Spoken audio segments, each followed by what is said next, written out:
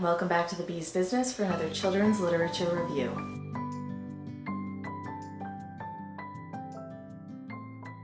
Through this series, I hope to help fellow educators and parents find titles in children's literature that are inspirational, motivational, educational, or a combination of these.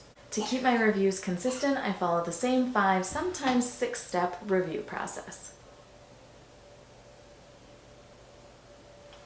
Today I am reviewing for you Sammy in the Sky, written by Barbara Walsh and paintings by Jamie Wyatt. In this fictional story, we follow Sammy, a beloved hound dog, through all of the stages of his life. The loss of a pet is such a challenging experience, really for anyone, but particularly for children who can't always put words to their feelings about this. This is another one of those texts that I stumbled across at one of my local thrift stores, and wow, I'm thankful I did. The copyright of this text is 2011, so it's not the newest text, but you'll find that here on my channel. I'm not always reviewing the newest books that are out. There's a place and a time for that, and benefits of course, but there is also a place in my heart for those texts that have been out for a little while and are great reads that aren't getting the attention that they once did. I just wish that I had found this text about a year ago, when our family experienced the loss of our dog, Diesel, who had been with us for 12 years.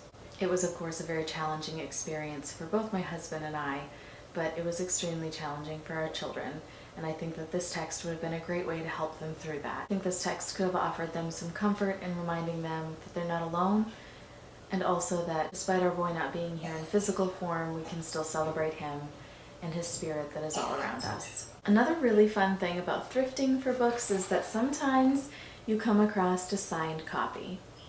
I would love to know the story of this exact copy of this text and how it came to be signed by Barbara Walsh, the author, but I will not get to know that, and that's okay. It leaves me the opportunity to wonder and create that story in my own mind. I do think that this text would be great for a wide range of children. The writing is simplistic and easy to understand, and I think when you're dealing with a topic that can be as emotionally triggering as this one, that is an important element. I think children as young as 3 or 4 years old could even benefit from this story. On the very first page, we are introduced to our main character, Sammy. His name was Sam, but I called him Sammy. He had black and tan fur, large brown eyes, and a snout that could sniff 3-day-old smells. My dad said Sammy was the best hound dog in the whole world. All I knew was that I loved Sammy, and Sammy loved me. And as the story continues, we learn about the bond that Sammy has with the boy whose point of view this story is from. The boy shares that he used to dress Sammy up and play doctor with him, and Sammy was a great participant. He also shares how Sammy was his confidant, and whenever he was scared of the noises that he might hear outside at night or in his house, Sammy was right there to comfort him and help him feel better. More memories are shared with Sammy, the boy, and also his younger sister, from blowing bubbles with him to watching him roll over on his back and stick his legs up in the air after he has a really full belly. And that portion of the text where we are learning about the bond between the boy and Sammy really isn't that long, because the true purpose of the text here is to focus on that harder aspect of when Sammy ages and the dad in the story finds a bump on his neck when he's just about 12 years old. The summer Sammy turned 12, Daddy found a bump on Sammy's neck. It was as big as a baseball. The veterinarian told us Sammy was really sick and there wasn't a medicine that could help. The next phase of the story is loving on Sammy for all of the time that he does have left. They took Sammy to his favorite field and beach, they let him chase seagulls, and when he was worn out and collapsed on the sand, the boy said, "It's okay, Sammy, I'll take a rest with you. You're still the best hound dog in the whole wide world." One of the pages of the text that I appreciate the most is possibly the hardest page, and the boy explains that his mom pulled him up onto her lap and said, "Sammy's going to die soon. When he leaves, his body will be like an empty shell, but his spirit will be everywhere, in the clouds, the fields, and the woods. All the good things about Sammy, like his love for you, will be yours to keep forever."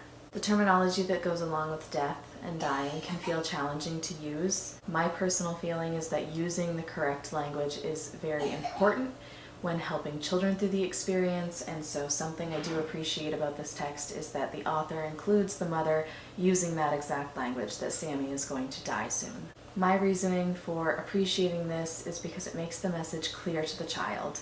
If that message isn't clear, then the child may not truthfully understand that the pet is going to die, and they may have this false hope that they're somewhere else, they're in a better place, they're going to be around the corner, or they're going to be in the backyard, or that they're going to see them again in physical form.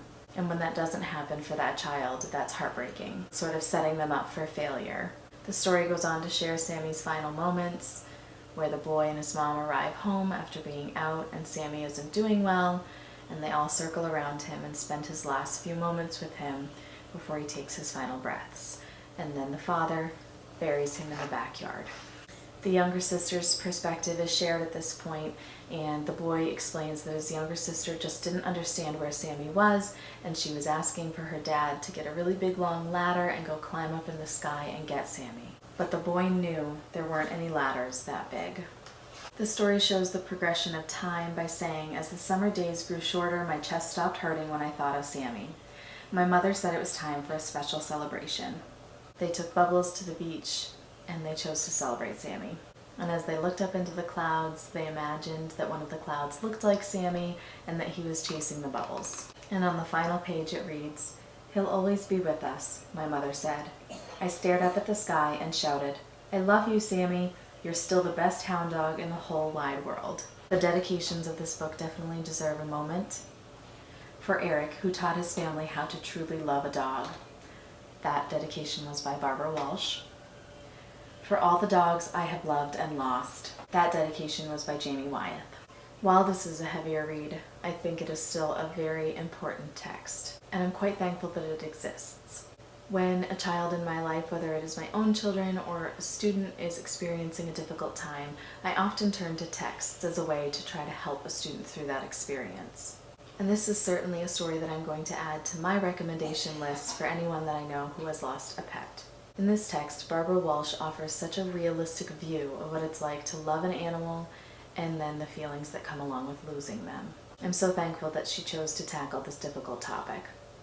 As mentioned before, I think it is really important to use the correct terminology when it comes to difficult situations such as death, and Barbara did this in her text, and I do find that to be a very important element that she brought to this text. Through the realistic views that Barbara offers, she also keeps things light enough that children of even a very young age can benefit from this text. I think that it's pretty tricky to create an effective text around such a challenging topic. The experience of losing a pet is such a personal one, and each person handles it so differently. I think Barbara really had to be careful about how she chose to craft this story. And yet, she did a phenomenal job.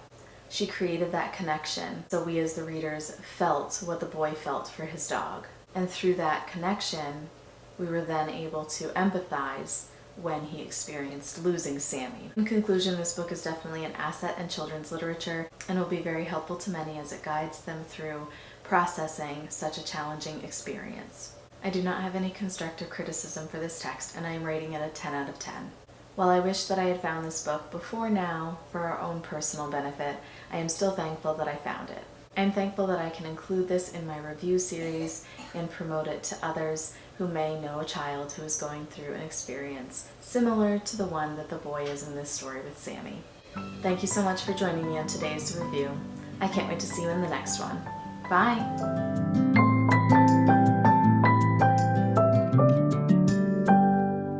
May you always find your way to higher ground. May you always keep your head held up high.